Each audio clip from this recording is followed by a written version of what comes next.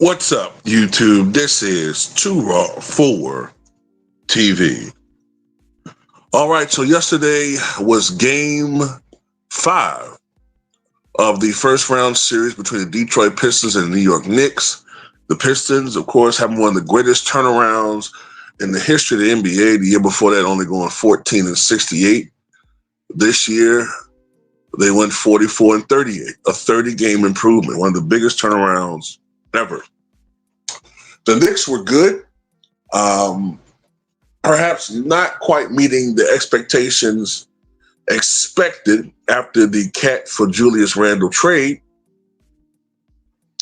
but they were good. Best for what? Good enough to be third in the Eastern Conference. And this has turned out to be,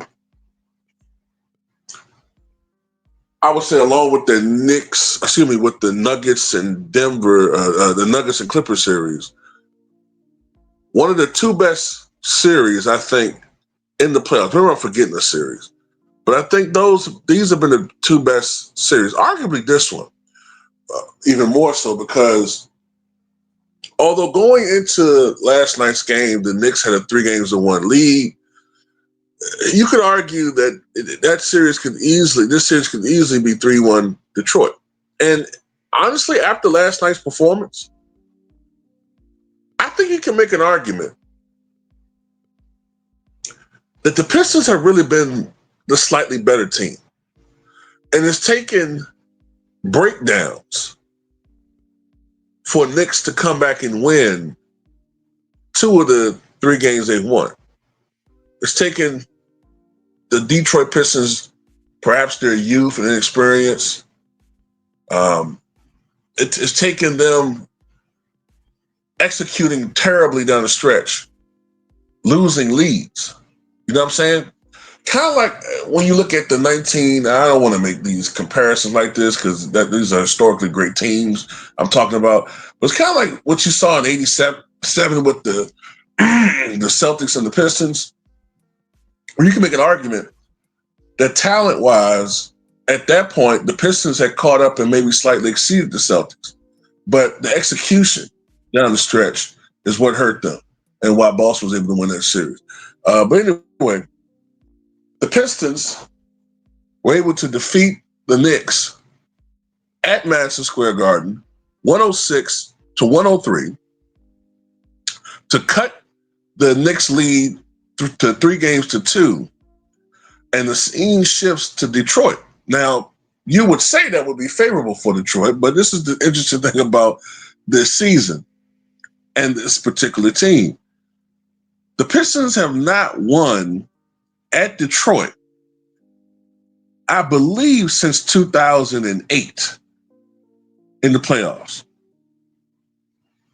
Either 2008 or 2009.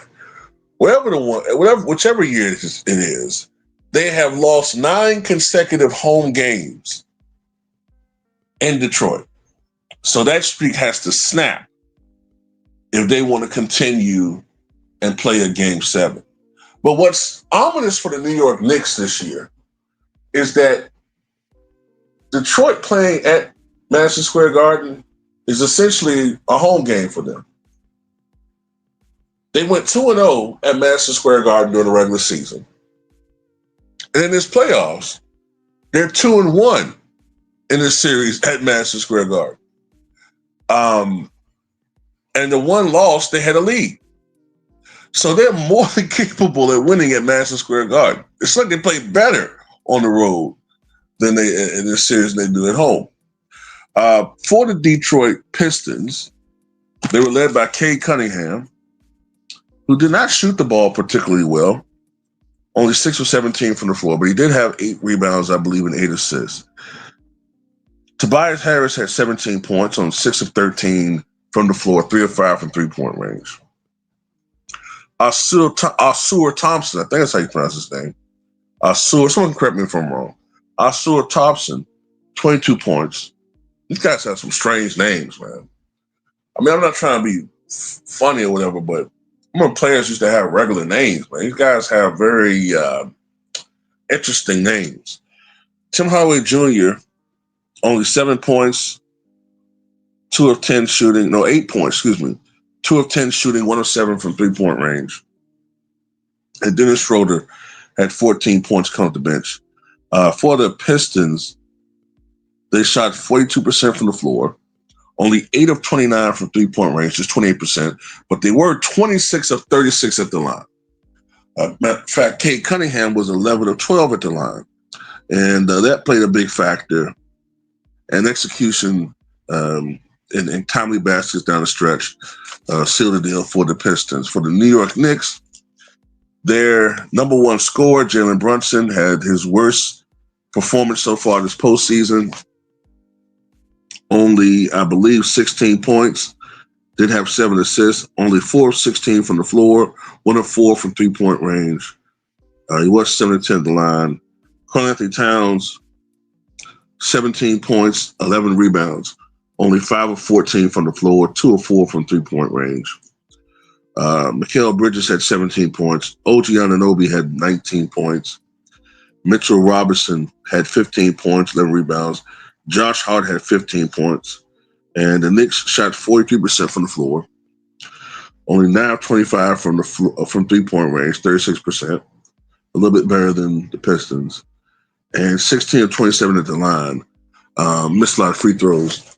And down the stretch, the Knicks were not able to secure the rebound from an intentional miss. And if they could have secured a rebound, they could have went for a 3-point attempt to tie the game, but it was not to be. And the Pistons hold on, as I said before, for a 106-103 victory. And this series, honestly, I know this sounds weird, but I think the Knicks blew a game, a very big game, because this Pistons team can win at home. I'm pretty sure they can do it. They got to get it done because you can't just keep winning on the road. But if Detroit can win Game 6, the Knicks are in trouble because the Pistons are a great, great road team. Now,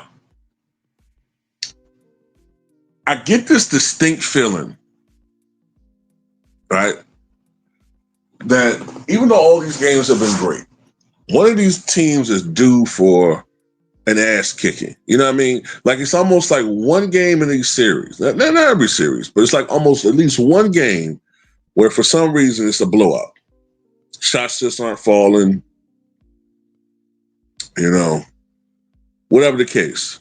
I don't know whether it's going to be Game 6, the Pistons finally get it going at home, or if it's Game 7, the Knicks get going. You know, I don't know. Or maybe the opposite. But anyway, tell me what you guys think about this series. What do you think is going to happen? At first I was favoring the Knicks, man. I thought they would wrap it up tonight. I don't know anymore now, man. I don't know. I honestly don't know how this series is going to go. I know it sounds weird because the Knicks have a 3-2 lead, but I could see Detroit winning Game 6 and Game 7. I could see them doing that. You know what I'm saying? I don't know how this series is going to. Now, of course, New York could win Game 6 in this series. I have it as a toss-up now. Anyway, tell me what you guys think.